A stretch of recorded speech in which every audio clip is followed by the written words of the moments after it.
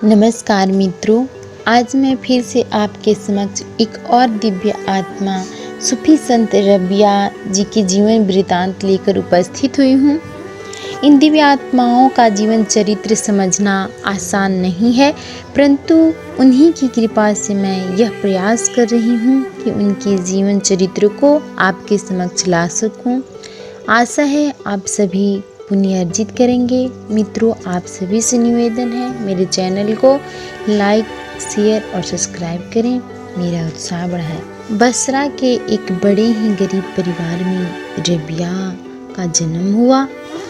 उससे बड़ी 3 बहनें थीं।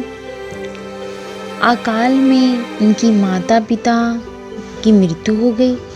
किसी ने रबिया को एक संपन्न व्यक्ति के हाथ बेच दिया। वह धनी व्यक्ति इतना क्रूर और निस्संस था कि कुमारी रबिया से बुरी तरह काम लेता और उसे मारता पीटता भी। एक अंधेरी रात को रबिया वहाँ से भाग निकली। रात अंधेरी और रास्ता बिहड़ होने से ठोकर लग गई और ठोकर लगने से वो गिर पड़ी और उनका दाहिना हाथ टूट गया। उस दारुणा दशा में रबिया ने धरती पर मस्तक टेक कर प्रार्थना की, हे प्रभु, मुझे अपनी दुर्दशा पर शोक नहीं है। मैं तुझे भूलूं नहीं और तू मुझ पर प्रसन्न रहे, बस यही एक प्रार्थना है। कुरान पढ़ने और एकांत में प्रार्थना करने का रबिया को व्यसन सा था। आधी रात को जब सभी सो जाते, रबिया प्रभु की प्रार्थना करती। एक रात वह ऐसे ही प्रार्थना कर रही थी, हे प्रभु, तेरी ही सेवा में मेरा दिन रात बीते, ऐसी मेरी इच्छा है, पर मैं क्या करूं? तूने मुझे पराधीन दासी बनाया है, इसीलिए मैं सारा समय तेरी उपासना में नहीं दे सकती। हे प्रभु, इसके लिए मुझे क्षमा कर।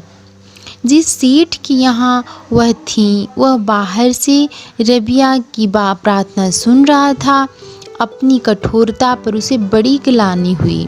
रबिया के चरणों में गिरकर उसने क्षमा मांगी और श्रद्धा भक्ति पूर्वक कहा, आप मेरे घर रहेंगी तो मैं आपकी सेवा करूँगा। आप अन्यत्र जाना चाहें तो आपकी इच्छा। मालिक के मन में प्रभु की प्रेरणा समझकर रबिया उसे नमस्कार कर विदा हो गई। वहाँ से आकर उसने कठोर तपस्या में जीवन बिताया।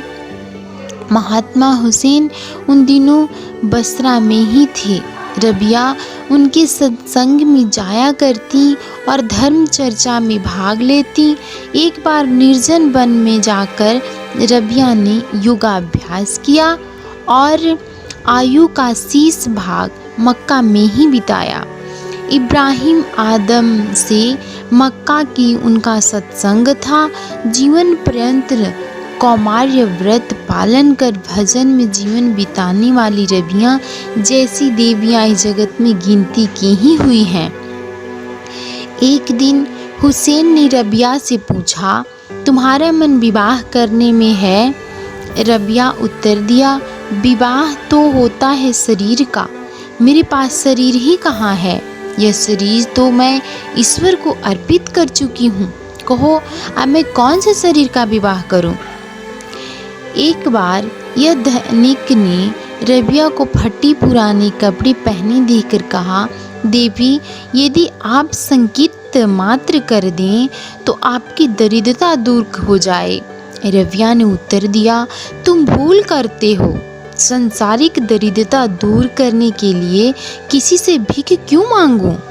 इस संसार में उस परमात्मा का राज्य फैला हुआ है, उसे छोड़कर दूसरे से क्यों मांगूं? जो कुछ लेना होगा उसी के हाथ से लूंगी। एक बार रबिया बीमार हो गई। हाल पूछने के लिए अब्दुल उमर और सुफियान आए और रबिया से कहा कि स्वास्थ्य के लिए तुम प्रभु से प्रार्थना करो। रबिया बोली, यह क्या कह रहे हो? मेरे इन रोग में क्या उन प्रभु का हाथ नहीं है? मैं तो उनकी दासी हूँ। दासी की अपनी इच्छा कैसी, प्रभु की इच्छा के बगैर तो हवा भी नहीं चलता।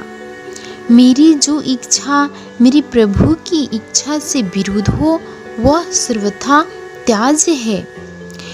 रेबिया की प्रार्थना थी, हे प्रभु, यदि मैं नरक के डर से ही तेरी पूजा करती हूँ तो मुझे उस नरक की आग में जला डालना, और यदि स्वर्ग के लोभ में मैं तेरी सेवा करती हूँ तो स्वर्ग मेरे लिए हराम हो। किंतु यदि मैं तेरी प्राप्ति के लिए तेरा पूजन करती हूँ तो आप अपने अपार सुंदर स्वरूप से मुझे वंचित ना करना, मुझे अपने चरणों से वंचित ना करना।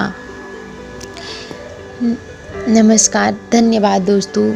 कृपया मेरे चैनल को लाइक शेयर सब्सक्राइब करके मेरी मनोत्साह को बढ़ाएं, ताकि मैं ऐसे महान दिव्य आत्माओं के जीवनी को लेकर आप सबों के सामने उपस्थित हो सकूं।